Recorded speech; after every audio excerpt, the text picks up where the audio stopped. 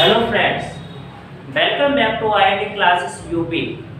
IIT classes UP में एक बार फिर मैं मनीष कुमार एमके सर आप सभी का एक बार फिर से आप सभी का स्वागत करता हूं। और जैसा कि आपको पता है कि इसमें हम लोग 12वीं क्लास की फिजिक्स का अध्ययन करते हैं। हमने एक पहले पूरे चैप्टर को खत्म कर लिया है, उसके हर एक न्यूमेरिकल को लगा लिया है और पूरी थ्योरी पढ़ ली है। आज हम लोग अपने दूसरे लेसन के बारे में पढ़ेंगे कि दूसरा लेसन हम लोग हमें क्या बताता है और इसमें हम लोग क्या क्या सीख सकते हैं। जैसा कि आपको सभी को पता है कि हमारे पहली यूनिट का नाम था इलेक्ट्रोस्टैटिक्स। इलेक्ट्रोस्टैटिक्स का मतलब क्या होता है बेटा, इस पूरी किताब में हम लोग इलेक्ट्रॉन के बारे में अध्ययन करते हैं। जैसा कि आपको पता है कि ये इस किताब में हमारा जो मुख्य हीरो है, जो मेन पार्ट है, वो इलेक्ट्रॉन है। और इलेक्ट्रॉन को इस किताब में 3 भागों में बांटा गया है। पहले भाग का नाम था इलेक्ट्रोस्टैटिक्स, जिसमें इलेक्ट्रॉन स्थिर रहता है।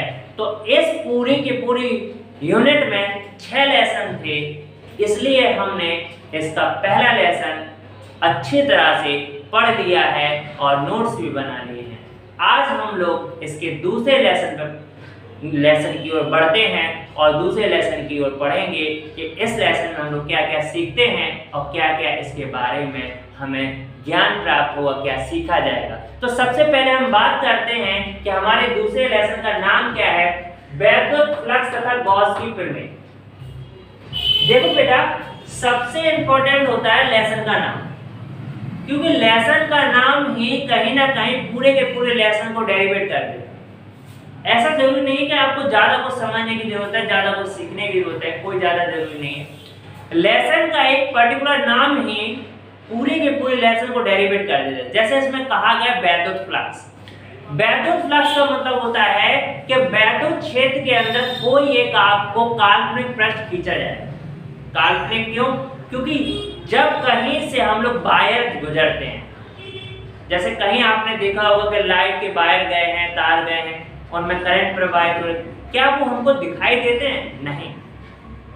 सिर्फ क्या होता है, उनको छूने से हमें अनुभव होगा, सिर्फ उनका हम लोग प्रयोग करते हैं, लेकिन दिखाई नहीं देते। कभी आपने देखा है कि लाइट किस रंग की है, उसका रंग क्या है, उसका फेस क्या है? कुछ आपने इसको देखा नहीं है, लेकिन सिर्फ क्या किया है, आपने अनुभव किया। ठीक उसी प्रकार से हम लोगों ने कभी इसको देखा नहीं है, सिर्फ अनुभव किया है, इसलिए इसको काल्पनिक पृष्ठ कहा जाता है। अब वैद्युत क्षेत्र में खींचा गया एक काल्पनिक पृष्ठ, जिसमें ये वैद्युत रेखाएं गुजरती हैं, जिसमें ये वैद्युत फ्लक्स का प्रयोग किया जाता है, जिससे इलेक्ट्रिक फील्ड प्रयोग किया जाता है, इसलिए इसको हम लोग वैद्युत फ्लक्स कहते हैं। जबकि हमारे दूसरे पॉइंट का नाम है गॉस की प्रमेय। बेटा गॉस क्या होता है? गॉस एक हमारे वैज्ञानिक का नाम है, साइंटिस्ट का नाम है, जिन्होंने वैद्युत फ्लक्स के बारे में हमको बताया और उससे गुजरने वाली सभी रेखाओं के बारे में बताया और इनकी हमें जानकारी दी। इनकी हमें क्या दी बेटा? जानकारी दी। ठीक, इस पूरे लेसन की शुरुआत करने से पहले हम लोग बढ़ते हैं अपने एक नई हेडिंग की ओर कि इसमें हमारी जो पहली हेडिंग है वो क्या होगी। तो हमारी हेडिंग का नाम है बेटा घन कोण। तो घन कोण के बारे में हम अच्छे से समझते हैं कि घन कोण होता क्या है। तो समझिए बेटा, किसी वैद्युत क्षेत्र में क्या बताया जा रहा है, किसी वैद्युत क्षेत्र में खींचा गया कोई गोलीय पृष्ठ, किसी वैद्युत क्षेत्र में खींचा गया कोई गोलीय पृष्ठ गोले के केंद्र से, क्या बोला मैंने, गोले के केंद्र से जितना कोण आंतरित करता है उस कोण को घन कोण कहते हैं। गोले के केंद्र से जितना कोण आंतरित करता है यानी कि बनाता है, उस कोण को हम लोग घन कोण कहते हैं। इसे डी ओमेगा से प्रदर्शित करते हैं। अब यहाँ पर हमें ये बात समझना है कि डी ओमेगा क्या होता है। ओमेगा क्या है बेटा? एक प्रकार का ग्रीक शब्द है। तो ध्यान से देखिए इधर, किसी वैद्युत क्षेत्र में, आप लोगों ने सबने हेडिंग लिख ली होगी, तो हेडिंग जरूर लिख लीजिएगा। हेडिंग है हमारी घन कोण। किसी वैद्युत क्षेत्र में खींचा गया कोई गोलीय पृष्ठ, क्या बेटा? कोई गोलीय पृष्ठ गोले के केंद्र से जितना कोण आंतरित करता है, गोले के केंद्र से जितना कोण आंतरित करता है,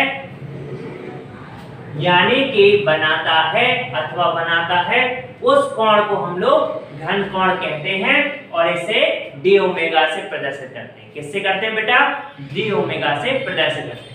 हम लोग इसका डायग्राम देखिए। तो डायग्राम आपको दिखाई दे रहा होगा बेटा, याद रखना कभी कभी हमें थ्योरी समझ नहीं आती, उस पर प्रॉब्लम होती, तो हम लोग डायग्राम देखकर आसानी से समझ सकते हैं। तो ये हमारा डायग्राम है, ये गोलीय कोश है। ये गोलीय कोश कहाँ खींचा गया है? वैद्युत क्षेत्र। वैद्युत क्षेत्र इस प्रकार से ड्रॉ किया जाता है बेटा, याद रखना ये आपका वैद्युत क्षेत्र है। तो वैद्युत क्षेत्र इस प्रकार से ड्रॉ किया जाता है। वैद्युत क्षेत्र इसके भीतर कोई गोलीय पृष्ठ हमने खींचा, इस गोलीय पृष्ठ का केंद्र क्या है? O। केंद्र क्या है? O, जिस पर +q आवेश रखा है। कितना आवेश रखा है? +q आवेश रखा है। केंद्र O से स्मॉल r दूरी पर बिंदु P है, जो इसकी त्रिज्या कहलाती है। क्या कहलाती है? त्रिज्या। जबकि इस गोलीय कोश का जो क्षेत्रफल रहेगा वो कैपिटल A रहता है। क्षेत्रफल कितना रहता है बेटा? Capital A। याद रखिए, किसी भी चीज का हम लोग क्षेत्रफल कैपिटल A मानते हैं, तब इसका क्षेत्रफल क्या रहेगा? Capital A। ध्यान से हम लोग यहाँ पर समझते हैं। तब अतः कहा गया है कि घन कोण गोलीय पृष्ठ के क्षेत्रफल के अनुक्रमानुपात होता है, कि हमेशा जो भी घन कोण बनेगा, ध्यान देना, जो भी घन कोण बनेगा वो गोलीय पृष्ठ के क्षेत्रफल के अनुक्रमानुपाती होगा, जबकि इसकी बीच की दूरी अथवा त्रिज्या के वर्ग के व्युत्क्रमानुपाती होगा। तो क्षेत्रफल के क्या है? अनुक्रमानुपाती, त्रिज्या के क्या है? व्युत्क्रमानुपाती। हम लोग दोनों को लिख देंगे। हमने क्या लिखा? डी ओमेगा अनुक्रमानुपाती का साइन, ये बेटा अनुक्रमानुपाती का साइन है, बराबर डी ए। इसे समीकरण नंबर 1 कह दिया, जबकि इसे समीकरण नंबर 2 कह दिया। ठीक, अब क्या करेंगे हम लोग? समीकरण 1 व 2 दोनों का प्रयोग करेंगे। तो यहाँ लिख देंगे समीकरण 1 व 2 से। याद रखिए क्या लिखा आपने? समीकरण 1 व 2 से। तो डी ओमेगा अनुक्रमानुपाती, जो ऊपर है वो ऊपर रहेगा, जो नीचे है वो नीचे रहेगा। तो अनुक्रमानुपाती का साइन यानी डी ओमेगा अनुक्रमानुपाती डी अपॉन आर स्क्वायर। जब इस सिंबल को हटाते हैं तो हम लोग कुछ ना कुछ कांस्टेंट लगाते हैं। कांस्टेंट हमने लगाया के। क्या लगाया? के। कुछ देर बाद, बाकी तो हमने सब सेम लिख दिया, कुछ देर बाद के बराबर होता है 1। के बराबर कितना होता है? 1। तो डी अपॉन आर स्क्वायर। ठीक है, अब डी ओमेगा बराबर क्या मिलेगा? डी अपॉन आर स्क्वायर, क्योंकि के बराबर क्या है? 1। तो इस प्रकार से हमने ये घन कोण के लिए डेरिवेशन कर लिया, फॉर्मूला प्रूव कर लिया। अब क्या करेंगे? संपूर्ण पृष्ठ के लिए संपूर्ण गोलीय पृष्ठ का क्षेत्रफल। अब हम लोग क्या ले रहे हैं? पूरे गोलीय पृष्ठ का क्षेत्रफल ले रहे हैं। क्यों ले रहे हैं? कि जो डीए आप प्रयोग कर रहे हो, जो डीए क्या होता है बेटा? सूक्ष्म क्षेत्रफल होता है। क्या होता है? सूक्ष्म क्षेत्रफल। यानी कि यूं कह लीजिए बड़े से क्षेत्रफल का छोटा सा भाग। क्या कहा गया? बड़े से क्षेत्रफल का छोटा सा भाग। तो यहाँ पर आपको संपूर्ण पृष्ठ का गोलीय क्षेत्रफल क्या प्राप्त होगा? क्या डीए बराबर 4 पाई आर स्क्वायर। ये बेटा गोले का क्षेत्रफल, गोले का क्षेत्रफल का फॉर्मूला है, याद रखिए, मैथ सॉल्यूशन में सिखाया जाता है। तो 4 पाई आर स्क्वायर, अब 4 पाई आर स्क्वायर इसकी वैल्यू रख दीजिए, आर स्क्वायर से आर स्क्वायर, तो डी ओमेगा बराबर क्या मिलेगा? 4 पाई। डी ओमेगा बराबर क्या मिलेगा? 4 पाई। अतः हम लोग ये भी कह सकते हैं कि ओमेगा बराबर भी 4 पाई होता है, क्योंकि घन कोण का मान सदैव 4 पाई के बराबर होता है। याद रखिए। अब अगली हेडिंग हमारी जाएगी नोट। तो नोट में क्या लिखेंगे बेटा? नोट में हम लोग लिखेंगे यदि ये गोलीय पृष्ठ क्षैतिज कोण पर घूमे, यदि गोलीय कोश क्षैतिज पर घूमता है। क्या बताया गया? घूमता है, क्षैतिज पर घूमता है, तब बेटा क्या होगा?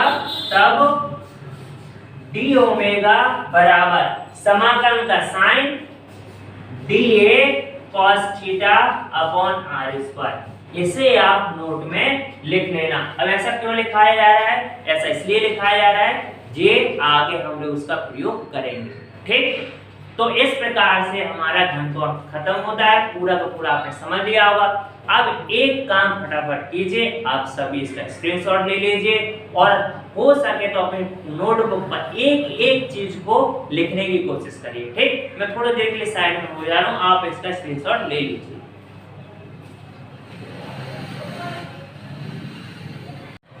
हाँ तो बेटा आप सभी ने स्क्रीनशॉट ले लिया होगा। स्क्रीनशॉट लेके आपको बैठना नहीं है, मोबाइल के अंदर पीडीएफ नहीं बनाना है। याद रखिए, ऐसा नहीं कि मोबाइल भरता जा रहा है, दिमाग बिल्कुल खाली है। तो हर एक पॉइंट को नोटबुक पर लिखिए, नोटबुक पर लिखिए और हर एक चीज को आप लिखेंगे तो उसको सीखेंगे, उसको पढ़ेंगे, बार बार रिवीजन करेंगे, तभी ये चीज आपको आएगी। फिजिक्स का सिलेबस बड़ा नहीं है, बस हमारा तरीका छोटा है इसको पढ़ने का।